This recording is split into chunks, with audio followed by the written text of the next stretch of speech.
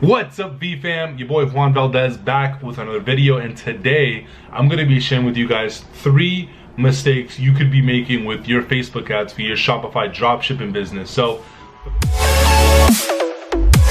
for those of you guys that are brand new, you may or maybe you haven't heard about my story, but basically my business partner Samir and I got started within e-commerce and dropshipping just as an experiment. We decided when we first got started, we were gonna split the workload 50-50. So I take care of the back end, I take care of setting up the stores, finding the hot products, getting everything good to go. And Samir takes care of all the Facebook marketing, running all the ads, Instagram ads, and all that great stuff. So I'm actually gonna have him come in this video and actually share with you guys 3 possible mistakes you could be making within your Facebook ads based on our experience when we first got started, mistakes that we were making that we realized now that we could have easily prevented. I wanted to simply show you guys what the numbers are looking like for the month with some of the things that I've been going over with you guys, literally the same exact strategy. So just to pull this up, you can see right here, so we're at about 38,000.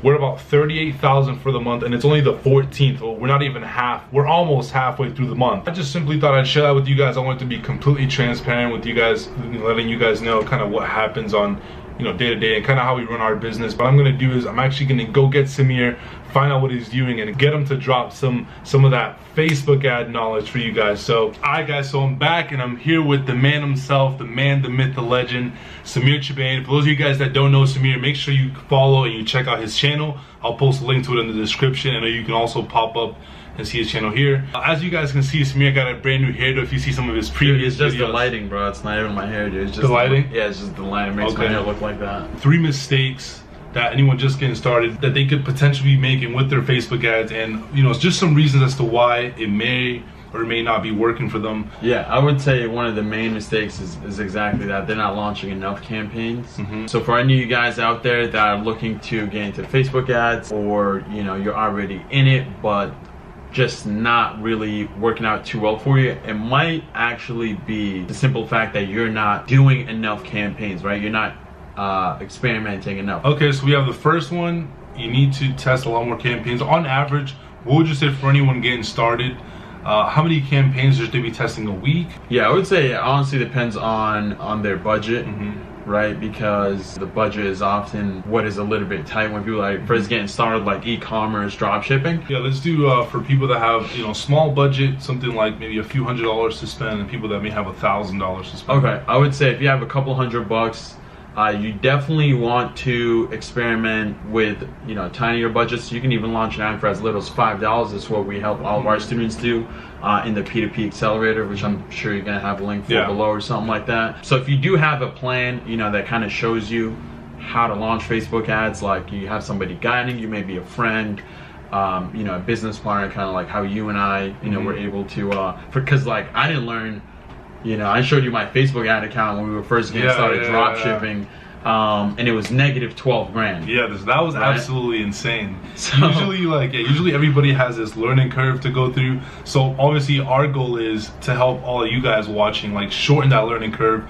because Samir himself, he actually spent 12 grand just testing all these different things. I don't even know where. Did you make anything back on that, or? Honestly, I would say probably like $100-200 worth of sales that I generated. But let me answer the question, because I'm sure everybody's like, what is that number? I would say if you have a couple $100, I would say like 4 campaigns a day. Okay. Because obviously you wouldn't want to run too long if they're not profitable, if they're not getting any traction. Shut them off, launch a new campaign, new product, whatever it is you want to do. So and then for people that have a little bit more of a budget, a little bit more $1,000 to play with, I would say you would want to double that, maybe. So I would say like 8 a day. Okay. And you can tell how good an ad is doing by really tiny budget. Like you don't have to spend a couple $100 on a campaign to know if it's a success or failure. Like I think everybody should just have a pain threshold, so they know that. And this is something that Alex Samir taught me, is like, just know when you gotta get out. Like when make investments, whether it be in crypto, stock market, they just don't have a pain threshold. So they're like, I'm just gonna invest, but everybody should have a number where, hey, if I lose this much, you're done. I'm done. Okay. So I would say when it comes to Facebook ads, you have to have a specific strategy in mind, and oftentimes that strategy doesn't unfold right away, right? It's, how do I explain it best? Like when you get started with Facebook ads, you have no custom audiences, you have no pixel data, so you're starting off fresh, right?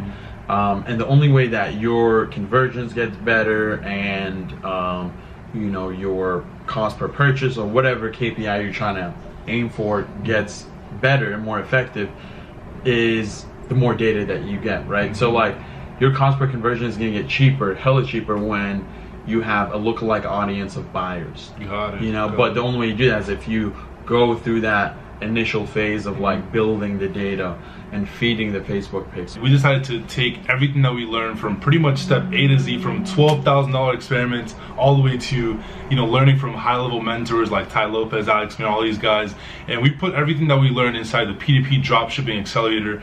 And all it is pretty much just a blueprint that you guys can use to save you guys from having to go through such a painful learning curve. You guys can test it out. We've already had numerous students come through and save a ton of time, you know, money, and just mistakes, because obviously they got the proper blueprint. But a third mistake that you see, because I know you get tons of messages daily, day in and day out, from different people asking about, you know, product research, how do you test products, all these different things. What would you say would be the last thing or last possible mistake that you see a lot of people making? So I would say another thing is that people don't really know how much they should be spending on a customer, right? So, because they don't know their average customer lifetime value, excuse me. What I mean by that is if you know that each customer you bring in is potentially worth, you know, $50, right? When they go through your upsell sequence, whatever it is, maybe the initial product that you're selling though is only, it's a free plus shipping product, right? So free plus shipping, your profit margin is probably not going to be huge on that. But if you have a great upsell sequence, great email sequence, you know, maybe even downsell sequence, post-purchase type deal, you're going to find out, you know, just like we did after, you know, kind of doing it without it, and then, you know, coming to the realization that we can actually spend a little bit more than we initially thought on a customer, because our upsell sequence was so big, our email was so good. So we then realized, hey, like we don't have to go for just $5 purchases. We can afford $10, $15 purchases, because our upsell sequence, again, like I said, you know, has, right? So like every ad campaign that wasn't converting for $5, we were shutting off, but then realized, hey, we can actually get a lot more customers through the front door if we spent $10, $15. Okay. Does that make sense? Yeah, that makes sense. Yeah. That makes sense. That's a little bit higher level. I mean, a lot of people would need to kind of have some experience in the game, because that just goes to show, right, the front end versus like the back end, like we always try to emphasize. That's part of the, that's part of, I have one of my previous videos that I had was talking about the 2018 strategy that we had that has led to us having the results that we have so far. And a lot of that does come from having a back-end system in place, because again, if we know, just like Samir said, that we can pay a certain amount for a customer. So I'm just trying to wrap my head around it as if I'm one of the viewers. Yeah, so if you're one of the viewers, right, like you're gonna launch a Facebook ad, you're gonna be like, okay, the product that I'm trying to promote is $20. Okay. Right? So the product costs $5. Okay. Now I can spend up to $15, right, for the customer to get them to buy. Yeah, to get them to buy, and then I'll be break even. I'll be break even type deal, because product costs $5, cost for the customer costs you $15. Now, if you have no upsell sequence, if you have no email follow-up sequence that pushes the average customer, you know, to $20 purchase being like $60 or $80, and you can do that through, you know, again, post-purchase upsell sequence. You can do that through email follow-up sequence, abandoned cart sequence, and all these cool things.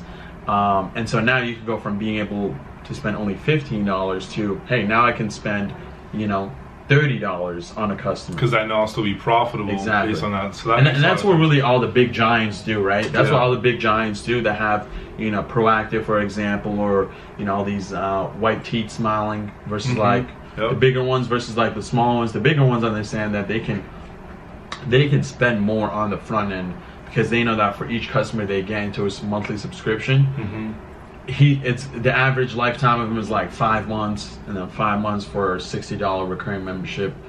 You know, that's like what, $300. I'm with you. I'm not the best at math. But Yeah, it you could know. be. So now they can afford to spend a lot more on that front end acquisition. That's good to know. Yeah, that's super good to know. So, you know, I hope you guys got value from me bringing Samir on to share some of the things, some of the strategies that we use for our e-commerce business that you guys can also implement to yours. First one was not enough There you go, dude. experimentations going on. Second one was the fact that your budget, you should be experimenting 4 or 5 times to kind of tag along with that first one.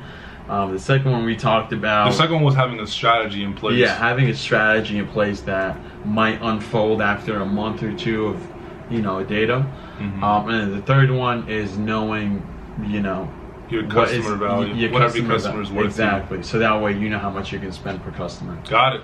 There you go, guys. So I'll make sure to, again, post a link in the description to Samir's channel. Make sure you check him out. He has a ton of great videos going over a lot more, you know, Facebook ad advice, you know, for anyone just getting started or for anyone that's more advanced. So make sure you check him out. And again, if you haven't already, make sure you hit that subscribe button, join the V fam, and I'll see you guys in the next video. Peace.